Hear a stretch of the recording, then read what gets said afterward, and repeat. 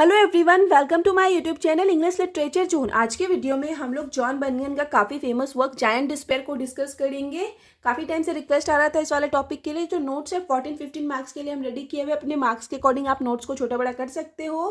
काफ़ी simple language में notes है, तो शुरू करते हैं। सबसे पहले इंट्रोडक्शन वाला सेक्शन है। इंट्रोडक्शन में है Giant Despair is an extract of John Bunyan's famous work the Pilgrim Progress. तो जायंट डिस्पेयर है ना, एक एक्सट्रैक्ट है, एक छोटी सी कहानी है या एक छोटा सा कोटेशन है जिसको कि जॉन बनियन के famous work the Pilgrim progress से लिया गया है। ये चीज़ याद रखिएगा, ऑब्जेक्टिव के पॉइंट ऑफ व्यू से भी इंपॉर्टेंट हो जाता है। It is commonly considered one of the greatest Christian allegories ever written. तो ये जो पिलग्रिम प्रोग्रेस है ना, उसको ग्रेटेस्ट क्रिश्चियन एलेगरीज माना जाता है। जितना भी आज तक एलेगरीज लिखा गया है ना, उसमें से सबसे ज़्यादा ग्रेटेस्ट माना जाता है। अब एलेगरीज क्या होता है? एलेगरीज जो है ना, ऐसी कविता या फिर ऐसी कहानी होती है जिसके थ्रू ना मॉरल लेसन दिया जाए। मॉरल लेसन इट मीन्स हम लोग बोल सकते हैं नैतिक शिक्षा दी जाए, या फिर स्पिरिचुअल जर्नी के बारे में बात की जाए, आध्यात्मिक यात्रा के बारे में। और जो पिलग्रिम प्रोग्रेस है उसको ग्रेटेस्ट एलेगरीज माना जाता है क्रिश्चियन रिलीजन का। Bunyan wrote the allegories in simple language. Bunyan जो लिखे रखे हैं ना ऑथर, इस एलेगरी को बहुत सिंपल लैंग्वेज में, साधारण लैंग्वेज में लिख रखे हैं, सो दैट ताकि the lowest classes in English society would be able to understand it. ताकि जो सबसे लोएस्ट क्लासेज है इंग्लिश सोसाइटी के, जो कि पढ़े लिखे नहीं हो ज़्यादा, वो भी इस एलेगरी को समझ पाए, अपने लाइफ में अप्लाई कर पाए। This novel is published in 2 parts. इस नॉवेल को 2 भाग में पब्लिश करवाया गया है। The first was publish in 1679। पहले को पब्लिश करवाया गया 1679 में। And the second part was publish in 1684। और सेकेंड पार्ट को पब्लिश करवाया गया 1684 में। John Bunyan was an English preacher and writer. John Bunyan जो थे एक इंग्लिश प्रीचर थे, राइटर थे, who live during the 17th century, जो कि रहे हैं 17th सेंचुरी के time. He is best known for his novels. ये जो मेनली जाने जाते थे अपने नॉवेल्स के लिए, पोएम्स के लिए, and works as an influential Puritan teacher. और एक प्रभावशाली प्यूरिटन टीचर के रूप में जो ये वर्क कर रखे हैं। इट मीन्स प्रीचर का मतलब यहाँ पे ना एक पादरी हो जाता है, या फिर हम लोग बोल सकते हैं धर्मोपदेशक, जो धर्म के बारे में बात करें, धर्म का उपदेश दे। तो जो ये धर्मोपदेशक के रूप में, प्यूरिटन प्रीचर के रूप में जो काम कर रखे हैं ना, उसके लिए भी फेमस है। हु फाउट बैक अगेंस्ट, जो कि लड़ रखे हैं some of the religious restriction in England. England में कुछ रिलीजियस इट मीन्स धार्मिक प्रतिबंध था ना, तो उसके अगेंस्ट भी ये लड़ रखे हैं। तो उसके लिए भी ये जॉन बनियन जो है मेनली जाने जाते हैं। इंट्रोडक्शन वाला सेक्शन खत्म हो गया। अब analysis of the giant Despair है, जिसके थ्रू हम लोग कहानी को समझेंगे। फिर एंड में कंक्लूजन वाला सेक्शन आएगा। The story starts with Giant Despair who was the owner of castle called Doubting Castle. जो कहानी स्टार्ट होती है वो जायंट डिस्पेयर से होती है, जो कि ऑनर है। ऑनर इट मीन्स मालिक है एक कैसल का। कैसल इट मीन्स हो जाता है एक किला का, उस किला का नाम है Doubting Castle. Near to his castle 2 person named Christian and Hopeful were sleeping. और उसके कैसल के पास, उसके किले के पास 2 आदमी जिसका कि नाम क्रिश्चियन और होपफुल है, वो सो रहे थे। नेक्स्ट मॉर्निंग, अगली सुबह, Giant Despair sees this 2 man. Giant Despair जो है ये दोनों आदमी को देखता है, स्लीपिंग ऑन ग्राउंड, जमीन पे सोते हुए, एंड कैचेस देम, और उनको पकड़ लेता है।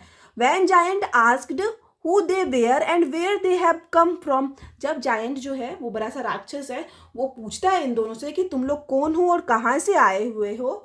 द 2 मैन रिप्लाई, तो दोनों आदमी जो हैं क्रिश्चियन और होपफुल, वो जवाब देते हैं दैट दे आर पिलग्रिम्स, कि वे लोग पिलग्रिम्स हैं, इट मीन्स तीर्थ यात्री हैं, and had lost their way, और अपना रास्ता खो चुके हैं।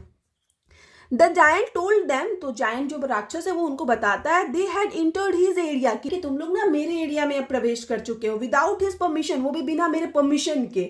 The giant catches them, giant जो है उन लोग को पकड़ लेता है, and puts them in a dark and stinking dungeon, उनको एक अंधेरे और स्टिंकिंग यानी हो जाता है बदबूदार, डंजन इट मीन्स हो जाता है तहखाने में बंद कर देता है।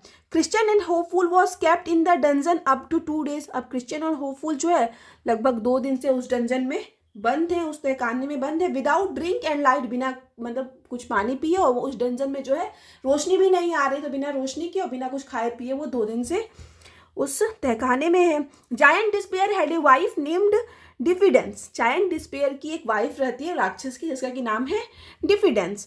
ही informed his wife about the two prisoners. Giant Despair जो है अपनी वाइफ को उन दोनों कैदियों के बारे में बताता है, एंड आस्क्ड हर, उससे पूछता है what he should do to the prisoners, पूछता है कि मुझे क्या करना चाहिए इन दोनों कैदियों का। डिफिडेंस एडवाइस जायंट डिस्पेयर, अब जो जायंट डिस्पेयर की वाइफ है वो उसको एडवाइस देती है, सलाह देती है to beat the two prisoners mercilessly, कि तुम जाके उन दोनों प्रिजनर्स को, उन दोनों कैदियों को ना मर्सीलेसली पीटो, बिना दया के, मतलब बहुत ज्यादा मारो। Giant Despair beats Christian and Hopeful, Giant Despair भी वही किया गया और क्रिश्चियन और होपफुल को मारा। As a result of the extreme beating, और बहुत ज्यादा पिट जाने की वजह से, पिट जाने के परिणाम के कारण Christian and Hopeful are unable to move due to pain. अब क्रिश्चियन और होपफुल जो है ना, दर्द की वजह से मूव भी नहीं कर पा रहे थे, मतलब हिल डुल भी नहीं पा रहे थे, इतना ज्यादा जो है जायंट डिस्पेयर इन दोनों को पीटा था। नेक्स्ट नाइट, अब अगली रात, giants wife advised him, giant की जो पत्नी है उसको एडवाइस देती है, सलाह देती है to provoke the two prisoners, की दोनों प्रिजनर्स को ना प्रोवोक करो, इट मीन्स उकसाओ, टू कमिट सुसाइड, कि वो लोग सुसाइड कर लें, बिकॉज क्योंकि there was no way they could escape, मतलब कोई तरीका नहीं है कि वो दोनों भाग सकते हैं या बच सकते हैं इससे, तो उन दोनों को तुम उकसाओ कि वो लोग खुद ही आत्महत्या कर ले। ये जायंट की वाइफ जो है जायंट को सलाह दे रही है। So it was better to end their life, तो इससे क्या होगा कि अपना लाइफ, उन लोग का लाइफ जो है खत्म हो जाएगा, वो लोग मारे जाएंगे। The two prisoner refuses to commit suicide, अब जायंट डिस्पेयर सेम करता है, इन लोग के पास आके बोलता है, तो यहाँ पे जो दो प्रिजनर्स है ना, दो कैदी हैं, होपफुल और क्रिश्चियन, वो दोनों सुसाइड करने से मना कर देते हैं, आत्महत्या करने से मना कर देते हैं। Hopeful and Christian then discusses what they should do, उसके बाद होपफुल और क्रिश्चियन डिस्कस भी करते हैं कि इन लोगों को क्या करना चाहिए, इससे बचना है, निकलना है तो क्या करना चाहिए। अब Hopeful come to the conclusion, Hopeful जो है यहाँ पे एक निष्कर्ष पे आता है that death was better than this torture, की मृत्यु ज्यादा अच्छी है इस टॉर्चर से, जितना हम लोग को यहाँ पे पीड़ा सहनी पड़ रही है ना, उससे ज्यादा बेटर है कि हम लोग सुसाइड कर ले। होपफुल सेज दैट, लेकिन वहीं दूसरी तरफ फिर से होपफुल कहता है कि द लॉर्ड, की जो लॉर्ड है, इट मीन्स भगवान है, forbids them to kill anyone including themselves, कि भगवान जो है उन लोग को मना करते हैं कि वो किसी को भी नहीं मारे और खुद को भी नहीं मारे, मतलब वो कहते हैं कि भगवान जो है ना ये चीज़ अलाउ नहीं करेंगे कि हम लोग खुद आत्महत्या कर रहे हैं या फिर किसी और को मार रहे हैं, तो ये चीज़ हम लोग को अलाउ नहीं है। Hopeful encourage Christian to be patience, courageous and think positively, यहाँ पे होपफुल जो है इनकरेज करता है क्रिश्चियन को कि थोड़ा पेशेंस रखो, धैर्य रखो, करेजियस रहो, थोड़ा साहसी रहो और पॉजिटिवली सोचो, अच्छा होगा, हम लोग निकल पाएंगे यहाँ से। टुवार्ड्स द इवनिंग, अब इवनिंग तक the giant went down to the dungeon to check whether the prisoners had accepted his advice और नॉट, तो शाम तक क्या हुआ कि वो जायंट आया और फिर से डंजन में जाता है, इट मीन्स तहखाने में जाता है, ये चेक करने के लिए कि क्या जो दोनों प्रिजनर्स हैं उन लोग को हम बोले थे ना कि आत्महत्या कर लो, तो क्या वो लोग मेरा एडवाइस जो है सलाह एक्सेप्ट किए या नहीं। But when he saw that, लेकिन जैसे ही वह देखता है that they we are still alive, कि वे दोनों फिर से जीवित हैं, ही बिकेम वेरी एंग्री, वो बहुत गुस्सा हो जाता है, एंड वार्न्ड देम, और उनको वार्न करता है, चेतावनी देता है that there condition would be very bad now, बता देते हैं कि अब तुम्हारा कंडीशन बहुत बुरा होने वाला है, तुम लोग मेरी बात नहीं माने तो। At this Christian become extremely frightened, और इस पे क्या होता है, ये सुन के क्रिश्चियन जो है बहुत ज्यादा डर जाता है, एंड फेंटेड, और चक्कर खा के गिर भी जाता है।